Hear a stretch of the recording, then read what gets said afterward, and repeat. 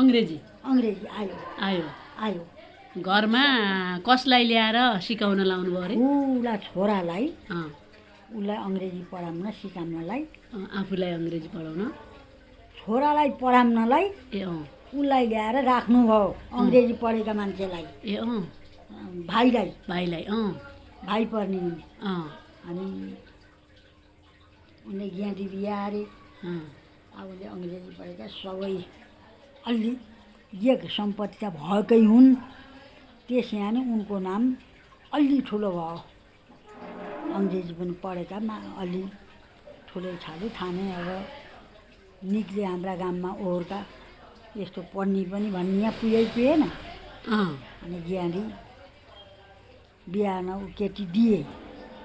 बिहा अरे अनि तिनले ए दाइ हजुरका घर यो चाहिए पनि मैले यो कुर्सी लान्छु भने उनले ल दिन परेन पढ्नु भने कुर्सी टेबल उसले लगाएका हुन्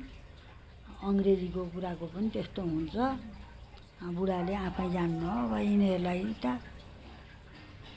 पढ्छौँ भनेर सजिलो यसलाई आएकै होइन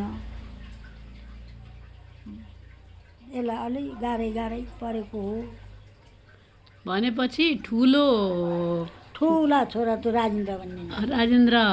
बाबुलाई दाईलाई मैले पनि दाई भन्नु पर्यो कि ज्वाइँ भन्नु पर्यो पर्यो राजेन्द्र ज्वाइँलाई सिकाउनको लागि सिकाउनका लागि आफैले अङ्ग्रेजी सिक्नको लागि उसले छोरालाई पढाएको छ अँ, आफू त्यहाँ बस्नु छ उम्, अर्धा महिना दिन आफैले जानु आफैले बुवाले जान्नुभयो बुवाले बुवाले जानेर बुवाले सिकाउनु भयो सिकाउनु हो अनि पछिको अँ, ए भाइ अलिअलि अर्थी त मैले पनि बुझ्दै गएँ अँ, भने उनले बिहा रहेछ अब उनलाई अर्कै कुरामा हिँड्न पर्यो अनि त्यो अङ्ग्रेजीको कुनै एउटा शब्द थाहा छ मलाई छैन ए, मलाई छैन अब त्यसरी बसेर हामीले पढ्ने लयन कान केही न केही हामीलाई त बाहिरको काम बाहिरै हिँड्न सबै गर्न कराकर्का थियो उही बेलाको त्यही त अब खेतीपाती गरेर ती छोराछोरीलाई खुवाउन पर्यो अँ। मोल लानु पर्यो एउटी मान्छे हुनु पर्यो अँ, अब फेरि ऊ ती बसेकालाई फेरि चिया पानी गर्नु अँ, त्यो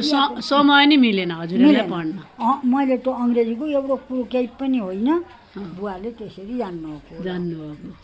बुवाले जानेपछि अलिअलि यिनीहरूलाई पनि ल यस्तो हो भनेर केही कुरा अर्थ सिकाउनुहुन्थ्यो यिनलाई अलि बडो उति साह्रै आएन अँ, अब यही त्यसरी भाग्य- सुरु भएको अङ्ग्रेजी होइन आमा त्यसरी सुरु भएको हो हाम्रा घरमा अँ, त्यसरी सुरु भएर उसले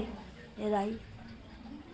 अनि त यो कुर्सी टेबल त मेरा घर सुहाउने भयो अँ, मलाई नभई भवनमा त्यस्तै छोरी बिहा अरे अँ, भनेर ल भाइलाई या अँ, उहाँले दिनुभयो अँ। कस्तो रमाइलो कहानी है आमा होइन त्यस्तो अर्दै चल्दै चल्दै आइयो हो चल्दै गएको हो सम्झना त के आउँछ मनमा अँ, अनि बुवाको याद आयो होइन आमा हजुरलाई अहिले बुवाको अङ्ग्रेजी भन्दा मलाई बुवाको याद आयो हो ल आमा ल धन्यवाद नमस्ते भन्नु त आमा नमस्ते अँ, ल